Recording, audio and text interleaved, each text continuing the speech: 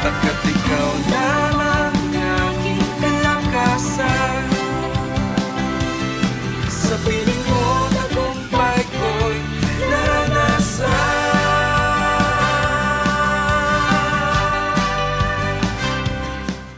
Kampo sa araw-araw na pagpapala. At ngayong araw na ito ay tayo mag-aaral muli ng salita ng Diyos. So it is a great privilege na tayo po muli makapakinig ng salita ng Panginoon. Sabi nga sa Luke 11 verse 28, mapalad ang mga nakikinig ng salita ng Diyos at higit sa lahat ang mga nagsasagawa nito. Purihin ng Diyos. So oras na ito tayo po ay manalangin po muna. Lord, thank you. Sa oras na ito, Panginoon, we entrust into your hands, O Lord, ang kabuuan ng pag-aaral namin ito na salita. Pagpalain niyo po, O Diyos, ang bawat salita ng aming mapapakinggan. Gayon din, Panginoon, ang lahat na nakatune in ngayon. Lord, iunat niyo rin po yung mapagpalang kamay sa buhay ng bawat isa. Father, we thank you. We glorify your holy name. In Jesus' name, Amen. Amen. So, purihin ng Diyos. I'm Pastor Charlie Dagutanan from Jesus Christ Saves Global Outreach Church Camarin Family. Ang makasama nyo sa oras na ito sa pag-aaral ng salita ng Diyos. So ngayon, ating pong buksan ang ating Bible sa Book of Isaiah, chapter 9, verse 6. So sabi rito, for unto us a child is born, unto us a son is given, and the government will be upon his shoulder. And his name will be called Wonderful Counselor, Mighty God, Everlasting Father, Prince of Peace. Tagalog, sapagkat isinilang ang isang sanggol na lalaki para sa atin. Ibibigay sa kanyang pamamahala at siya ay tatawaging kahanga-hanga, kahangahangang tagapayo, makapangyarihang Diyos, walang hanggang Ama, Prinsipe ng kapayapaan. Amen. So, pagpalain ng Diyos ang pagkabasa ng kanyang salita. Thank you once again, Lord, sa mga salita na aming pagbubulay-bulayan sa mga oras na ito. We acknowledge the Holy Spirit, you are a great teacher. Sa mga oras na ito, God, all honor, glory, power belongs to you in Jesus' name. Amen. Purihin ng Diyos. So, ang aking ibabahagi sa oras na ito ay habang ako po ay bumibiyahe ay nagbigay po sa akin si Lord ng message. And then, pag-uwi ko sa bahay, sinulat ko po itong mensaheng ito. Napapanahon po sa ating mga nararanasan ngayon sa ating mundo. Ang pamagat po ng aking ibabahagi is about perfect peace, perpektong kapayapaan. Yan. So, ang ating keyword po dito ay makita natin dito sa bandang dulo sa ating foundation verse, Isaiah chapter 9 verse 6. Nandun po yung salitang Prince of Peace. So, sino pong tinutukoy na prinsipe ng kapayapaan po rito? Walang iba kundi si Jesus Christ. Amen. So, sa ating simpleng introduction, so, sa mundong itong ating ginagalawan, mga kapatid, ay talagang napakarami po ang mga pangyayari na hindi ka nais-nais. Kagaya po ng mga nangyayari sa Middle East, talagang matindi ang kaguluhan, ang wala pa ring patid na digmaan ng Israel, ng Hamas, Hezbollah, mga Houthis na yan. So talagang marami na po ang namamatay according sa bilang po ng mga namatay na po sa Gaza ay nasa 25,000. Just imagine. Okay, so napakagulo ang mundo natin. So ang mundo natin ay talagang puno ng kaguluhan. Okay? At actually, nasabi na rin po yan ng ating Panginoong Hesus sa John 16:33. Ang sabi ni Jesus, "These things I have spoken to you, that in me you have peace." So, ibig sabihin kay Kristo meron tayong kapayapaan. "In the world you will have tribulation, but be of good cheer, I have overcome the world." So, sa mundong ito talagang marami tayong mararanasan na mga troubles of life, mga kaguluhan, talagang magulo ang mundong ito. Pero ang kagandahan po kay Kristo, mayroon po tayong kapayapaan. Amen? Perfect po ang kapayapaan natin kay Jesus. Sabi nga sa Tagalog, sa John 16:33, "Sinabi ko ito sa inyo," sabi ni Jesus, "upang kayo magkaroon ng kapayapaan sa pakikipag-isa sa akin. Magdaranas kayo ng kapigatian sa mundong ito, ngunit tibayan ninyo ang inyong loob. napagtagumpayan ko na ang sanlibutan. Wow! So pag tayo po ay talagang nagtitiwala sa Panginoon, nandoon po ang ating tagumpay sa lahat ng laban sa mundong ito. So kahit na magulong mundong ito, pag tayo nananalig sa Panginoon, meron tayong Kristo sa puso, sa buhay natin. So mayroon pa rin tayong kapayapaan. So ang tunay na kapayapaan, mga magulang at mga kapatid, ay masusumpungan lamang kay Jesus. Wala po dito sa kayamanan ng mundong ito. Wala sa pera, wala sa diamond, wala sa mga gold, wala sa mga ari-arian, wala sa mga pinag-aralan, mga academics, kahit gaano kataas ang academics mo, wala dyan ang kapayapaan. Tanging naka-Jesus lang po ang perpektong kapayapaan. Amen? So, yun po. Ngayon, nung habang ako'y nagbibiyahe, ito yung mensahe binigay sa akin ng Panginoon. At pag-uwi ko nga sa bahay, sinulat ko po ito. Okay, so, nireveal sa akin ng Panginoon, papaano magkakaroon ng tao ng perpektong kapayapaan. Okay? So, simple lang po ang ibinigay sa akin na message ng Panginoon. Kaya ngayong oras na ito, nais ko pong bigyang pansin po yung salitang peace o kapayapaan. Okay? So, kung makikita po natin, mayroon pong 5 litra yung salitang peace o kapayapaan. So, nais ko po itong gawing acronym. So, yun po yung binigay na revelation sa akin ng Panginoon. Papaano? So, ang tanong natin, how to experience? Okay? So, yun po yung ating tanong. How to experience perfect peace? Paano natin maranasan ang perpektong kapayapaan? So, ang sagot po ay nandyan mismo sa salitang peace. Okay? Kapayapaan. Okay? Nandyan mismo 5 litra. Okay? So, take note, ayaw ng Diyos ang mundong ito'y maging magulo. So, ayaw ng Diyos yung ng kaguluhan. Hindi natutuwa ang Diyos na magulong bansa, magulong pamilya, magulong buhay, magulong syudad. Hindi natutuwa ang Diyos. Hindi natutuwa ang Diyos magulo ang mundong ito. Kasi ang Diyos natin, siya'y Diyos ng kaayusan at Diyos ng kapayapaan. Okay? So, actually, sinabi nga ng Panginoon sa Colossians 1:17, sabi ron, siya ang una sa lahat at ang buong sansinukob ay nanatiling nasa kaayusan sa pamamagitan niya. So, ibig sabihin, ang Diyos po natin ay Diyos ng kaayusan, hindi sa Diyos ng kaguluhan. Okay? So, gusto ng Diyos lahat ng tao sa mundong ito ay makaranas ng perpektong kapayapaan. Ikaw at ako na ngayon nakikinig, kahit magulo ang mundong ito, pwede pa rin po nating maranasan ang perpektong kapayapaan. Ang tanong, how? Paano natin maranasan? Okay? Madali lang po natin ito matatandaan. So number 1 na litra ng peace is P, prayer. Okay? So, meaning pray and rebuke the storms of life. Amen? So kung gusto natin maging mapayapa ang buhay natin, manalangin tayo. Ang tanong, nasa Bible ba? Iniutos ba ng Panginoon na tayo manalangin para magkaroon tayo ng kapayapaan? Yes. Basahin po natin yan sa book of Philippians 4 verse 6 and 7. Sabi, huwag kayong mabalisa tungkol sa anumang bagay. Sa halip, hingin ninyo sa Diyos ang lahat ng inyong kailangan sa pamagitan ng panalangin may pasalamat. Take note, verse 7. Ang sabi ron, at ang kapayapaan ng Diyos. Kapayapaan.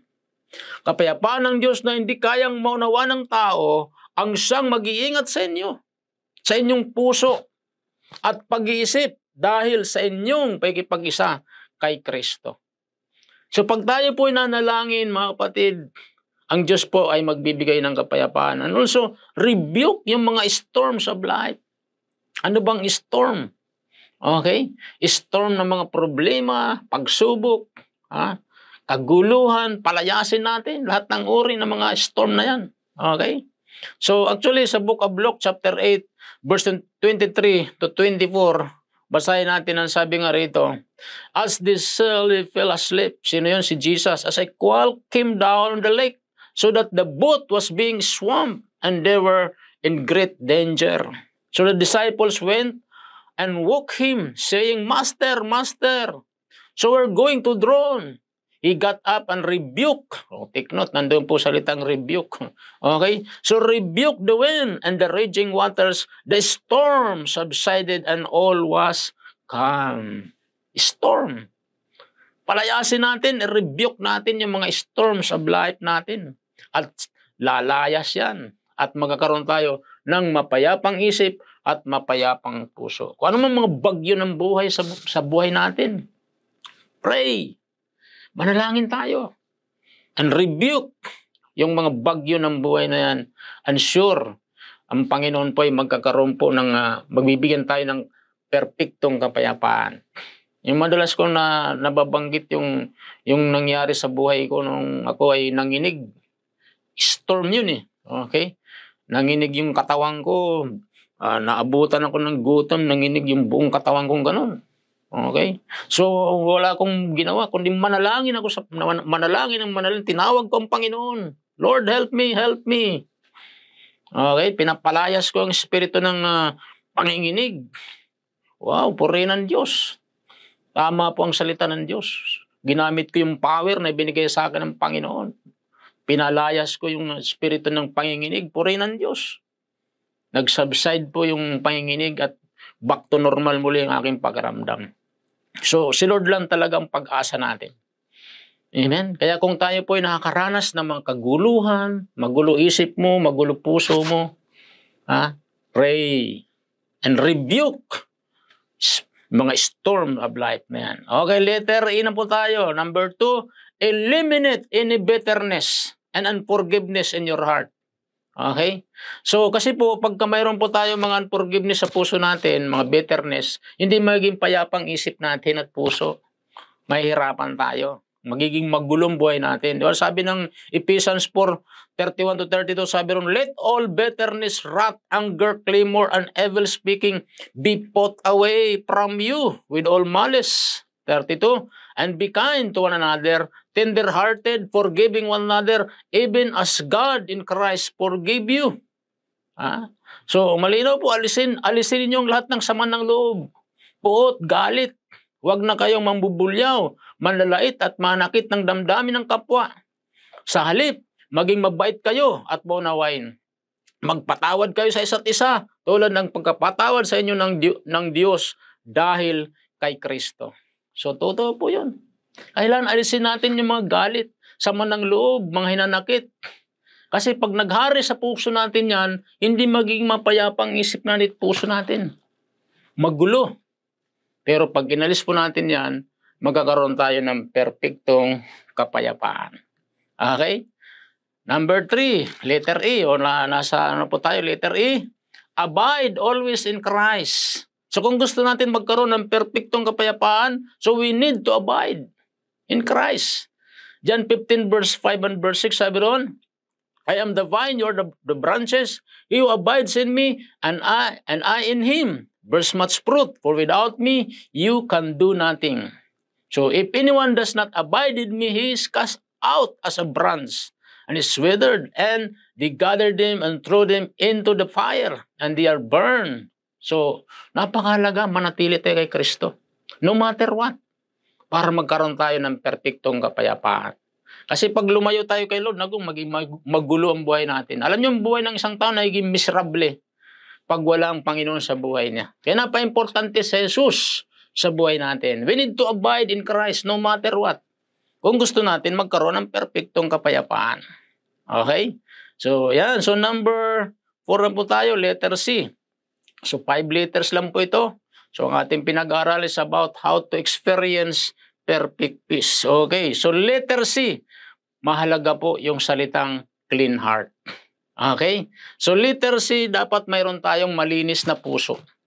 Matthew 5 verse 8, sabi rin, blessed are the pure in heart, for they shall see God. Mapalad ang may malinis na puso, sapagkat makikita nila ang Diyos. Kaya napaka-importante po na maging pure ang puso natin para magkaroon tayo ng perpektong kapayapaan. Kasi kapag marumi puso natin, hindi maging mapayapa ang isip natin, ang puso natin, ang buhay natin. Kaya napaka-importante po ito na ang puso natin ay maging malinis. Dahil sabi nga, ang blessing pag malinis ang puso natin, makikita natin ang Diyos. Amen. Lastly, tapos na ako, letter E. Okay, sa ating acronym na peace is enthrone Jesus in your heart. Yes. Pag si Jesucristo ang nakaupo sa sentro ng ating puso, nako, walang puwang yung kaguluhan. Talagang magiging masaya ang buhay natin. Ang ating pong kasayahan, ang tunay na kasayahan, tunay na kaligayahan ng ating buhay ay na kay Jesus. Wala dito sa mundong ito. Okay? Sabi ko kanina, wala sa pera, wala sa mga diamond. Bakit? Maaring marami kang pera ngayon. Mapayapa ka, pero pag naubos na, wala nang magulo na isip mo. Okay? Ephesians 3 verse 7 sabi ron, that Christ may dwell in your hearts through faith, that you being rooted and grounded in love. Naway manatili si Kristo sa inyong puso, pamagitan ng panalig sa Kanya. So, dalangin ko na ang lahat ng inyong gawain ay nag-uugat sa pag-ibig. Okay? So, pag si Kristo po ay nanatili, nagahari, ananahan sa puso natin, walang puwang ang kaguluhan sa buhay natin. So, sabi ko kanina, si Jesus ang kaayusan ng lahat ng bagay. Amen? So, purihin ng Diyos. So, sa ating pagkatapos, John 14 verse 27, anong sabi ni Jesus? I am leaving you with a gift, peace of mind and heart. And the peace I give is a gift the world cannot give. So don't be troubled or afraid. Kapayapaan ang iniiwan ko sa inyo. Ang aking kapayapaan ang ibinibigay ko sa inyo. Hindi ito katulad ng kapayapaang ibinibigay ng mundo. Huwag mabagabag ang inyong kalooban at huwag kayong matakot. So yun po ang iniwan sa atin ni Lord, na tayo po ay iniiwanan niya ng kapayapaan. Hindi ito kagaya ng binibigay ng sanlibutan. Okay? Kaya sabi ng Lord, huwag kayong matakot, huwag kayong mabagabag. So simple lang po yung ating pinag-aralan ngayon, how to experience perfect peace sa buhay natin. So simpleng-simple lang po, prayer, napaka-importante. Pray and rebuke yung mga storms of life. And the second letter E, eliminate any bitterness and unforgiveness in your heart. Okay? So yun po ang pangalawa. And then pangatlo, abide always in Christ. Letter E sa ating short na recap. Sa pagsasummarize natin, letter C, clean heart. Dapat meron tayong clean heart, mga kapatid. And lastly, so dapat mayroon po tayong tinatawag na enthrone. Dapat enthrone natin si Jesus sa puso natin. Para sa gayon, ang kapayapaan ay manatili sa atin. Yung po ang promise na sa atin, bibigyan na tayo ng perfect peace. Okay? So para ma-experience natin yan, simple lang po. We need to accept the Prince of Peace. Sino yun? Jesus. We need to accept Him as our Lord and personal Savior. He is the source, siyang source ng perpektong kapayapaan. Wala sa mundong ito ang perpektong kapayapaan na kay Jesus lamang po. So we need to accept Him as our Lord and personal Savior. Tas lamang po natin ating mga kamay, sunod natin maiksing panalangin na ito. Sabihin natin, Panginoong Diyos na makapangyarihan sa lahat, lumalapit ako sa iyo, nagpapakumbaba sa iyong harapan. Humihingi ako ng tawad sa lahat ng mga nagawa kong kasalanan.